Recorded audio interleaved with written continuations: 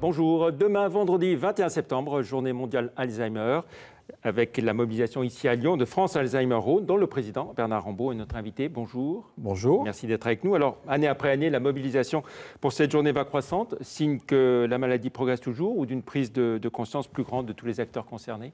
La population croît et la maladie croît avec la population, avec quand même depuis 20 ans, si vous voulez, des améliorations et des meilleures connaissances de la maladie. Alors j'en parle plus facilement parce que mon épouse a été touchée par la maladie en 2000 et malheureusement elle est décédée l'année dernière. Donc je l'ai accompagnée 17 ans, si vous voulez, avec elle, et on peut vivre avec la maladie d'Alzheimer. C'est difficile les 3 dernières années, mais on peut vivre, je veux dire, bien vivre avec la maladie d'Alzheimer. Où est-ce qu'on en est en termes de recherche et de traitement de la maladie? Est-ce qu'il y a des avancées? Au moins, j'ai envie de dire, dans l'accompagnement. La maladie en 20 ans a beaucoup évolué. Aujourd'hui, on parle beaucoup moins de protéines tau ou de plaques amyloïdes. On recherche plutôt que guérir, on recherche à allonger le parcours de la maladie et aussi à essayer de différer l'apparition des premiers symptômes. On sait aujourd'hui que... Est-ce qu'on sait pourquoi et comment la maladie se déclare? On ne sait pas comment la maladie se déclare.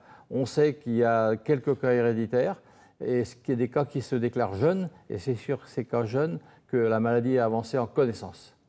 Mais aujourd'hui, on ne sait pas les causes de la maladie. Il semble bien qu'il y ait plusieurs déterminants, y compris des déterminants environnementaux. En termes de prévention, est-ce qu'il y a des actions possibles? Oui, alors les actions concernent essentiellement l'hygiène de vie. Et on va trouver, essayer de ne pas fumer, essayer de moins boire, et éviter le diabète, avoir une tension régulée, éviter l'AVC, etc., etc. Et surtout, avoir de l'activité physique et de l'activité intellectuelle. Ce qui semble être les deux déterminants principaux, je dirais, de la maladie d'Alzheimer.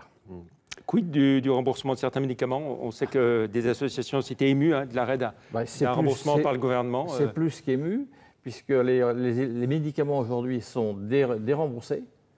Il y a 4 médicaments qui permettaient d'apporter une régulation du comportement et de l'humeur aussi du malade. Moi, je les ai expérimentés tout au long du parcours de ma femme, et je peux dire qu'ils m'ont rendu beaucoup service. Voilà. Parce que l'explication du gouvernement, de la ministre de la Santé, c'était de dire qu'il était plus dangereux qu'autre chose? Non, c'est faux. D'abord, il n'y a jamais eu d'accident et que 30% des malades d'Alzheimer en prenaient et il n'y a jamais eu de problème. Aujourd'hui, donc vous avez engagé une action? Alors, on a engagé une action, justice, si vous voulez, contestant l'arrêté déremboursant ces médicaments devant le Conseil d'État avec France Alzheimer, mais avec aussi tous les médecins et les communautés médicales qui interviennent sur les maladies neurodégénératives. Au-delà de la seule maladie. Donc c'est une action qui a été menée fin juillet. Sur la journée de demain, alors que va-t-il se passer? Il y a une action avec la métropole de Lyon et David Kemmelfeld, son président. Tout à fait. Nous remercions d'ailleurs le président Kemmelfeld de nous avoir accueillis, de nous accueillir demain. Pour nous, c'est quand même un signe aussi que la métropole prend, je dirais, en considération la maladie d'Alzheimer d'une façon importante.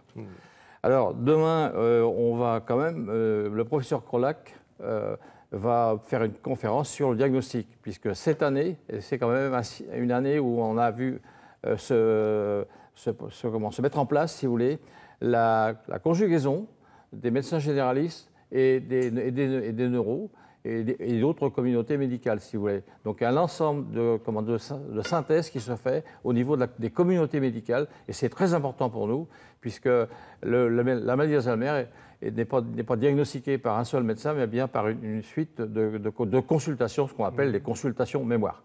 C'est un grand pas pour nous. Cette conférence dont vous parlez, elle est ouverte au public ou... Non, elle est ouverte aux soignants et aux invités de la métropole.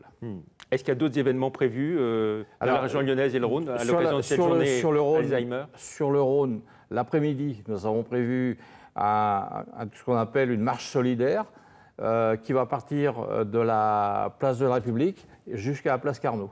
Et à la place Carnot, je referai un petit point sur la maladie, les avancées et puis toutes les problématiques de la maladie d'Alzheimer. Je rappelle quand même que la maladie d'Alzheimer n'est pas, malgré qu'elle soit classée en affection de longue durée, n'est pas gratuite, et parce que 70% des actions sont des actions médico-sociales et ils ne sont pas remboursés par la sécurité sociale.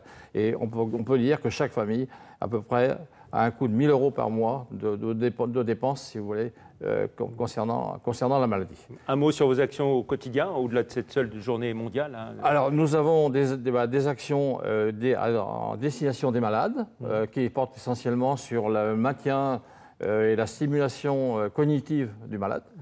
Des actions envers les aidants, c'est nos actions les plus anciennes, si vous voulez, et puis des actions communes aidant-aider. Voilà, et puis ceux qui veulent vous aider peuvent envoyer des chèques. Nous sommes toujours, évidemment, nous vivons de la générosité publique, et je dirais, vous pouvez envoyer des chèques à France Alzheimer Rhône, 6 place Carnot. Très bien, à Lyon. Ouais. Merci beaucoup. Lyon, à Lyon, oui. Merci beaucoup Bernard Rambaud d'être venu dans l'invité de la rédaction. Merci, au revoir. Ah oui, c'est rapide.